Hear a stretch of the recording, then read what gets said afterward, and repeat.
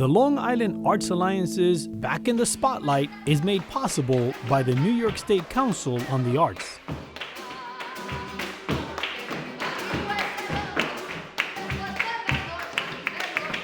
The sun is shining bright on the Sol y Sombra dancers now that the clouds of COVID have parted. The rhythms of flamenco echo in the rehearsal room as they prepare to go back into the spotlight before a live audience at the Huntington Summer Arts Festival. Maria founded Sol y Sombra in the 1980s, but her love for the dance was sparked when she was a teenager in high school. It was actually my prom night. I went to see Jose Greco. And I just fell in love with the dance form. It was difficult for me because I didn't grow up on stage. I was so scared, but I did it.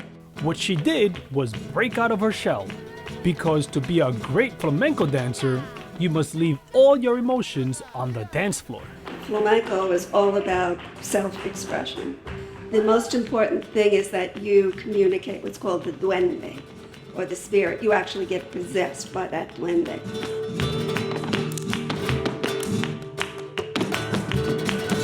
There is a great deal of confidence in a flamenco dancer. You 100% have to go out there and own it. And there's an attitude and the feeling when you hear that rhythm, that duende that you feel that comes out of your body. You have a connection. It hits me, I feel it, and I move. It's an unexplainable thing that I feel when I hear flamenco. It's in me, it's guttural. The chants, the singing and all that, it penetrates very deep in the soul. There's no feeling like it in the world. It's transcendent. Ready? Again.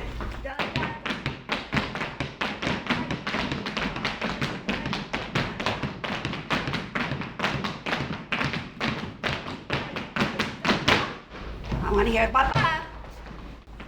Sorry. No, this is why I'm here. The mood is tense at rehearsal because it's just a few days to the festival and the ladies are having trouble finding their rhythm. Maria's push for perfection is nothing new to these dancers because many of them have been with her since they were very young. They're almost like they're all my children, and I don't have physical children. I don't. So it's, I guess, my passing into the future.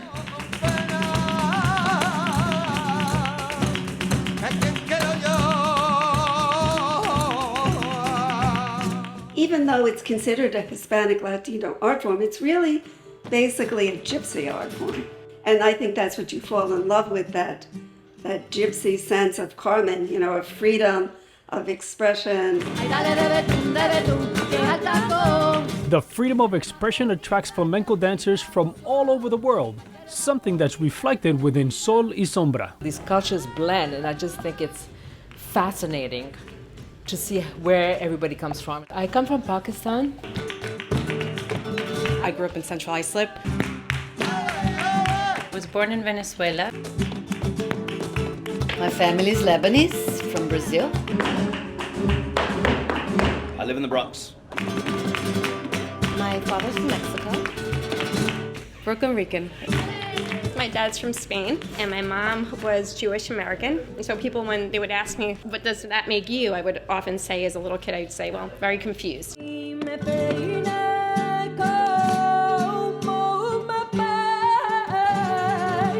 One thing that there's no confusion about is that flamenco helps the dancers manage their emotions.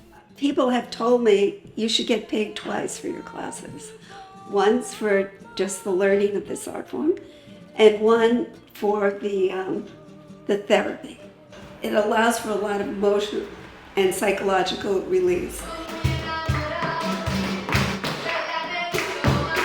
All my past traumas, happiness, memories all bubble over when I hear the music. So when it is sharp, you're sharp. When it's flowy, you're flowy. When it's feeling sad, you're feeling sad. And when it's happy, alegrías, you're feeling so happy, and it shows in the heel work and all the dance movements. As an attorney, it has helped me in my profession because when you get up on that stage, you give it your all. You leave everything out there on the floor. I've used it throughout my life to get through life, really. That's why I dance.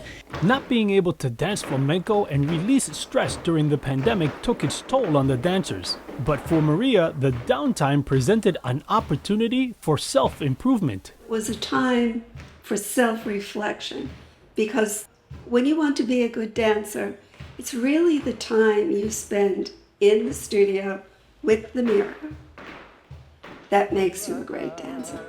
Que tengo una casa en La Habana, hay diseñada para ti. Wanting to hold a mirror to the world and bring awareness to environmental issues, Barbara Martinez choreographed a dance with a special message using a bata de cola. I'm expressing my feelings about plastic and the inevitability that we've made. Like we've made our world dependent on this. I mean, you can't avoid it.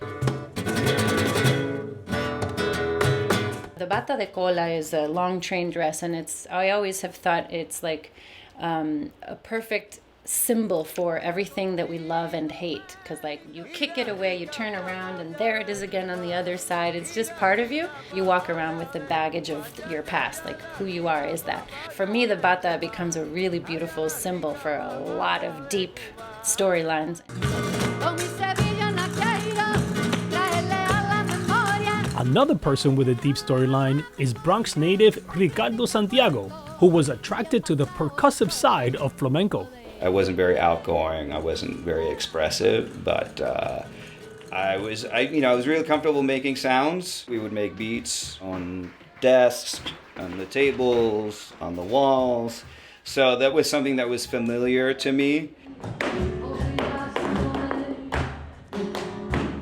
The palma is a very big part of flamenco. We're making rhythms any way we can. So we're snapping our fingers, we're using our body.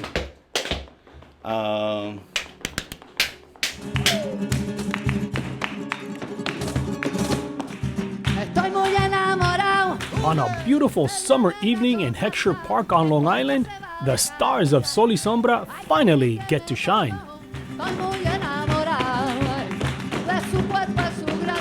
There's nothing like performing live on stage with your compañeras and having the invigorating music there, and you hear the beats and you feel the eje.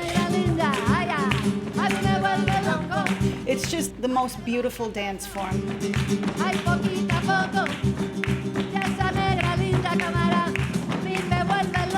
I want to really give people the opportunity that I was given to be able to do this and to express yourself.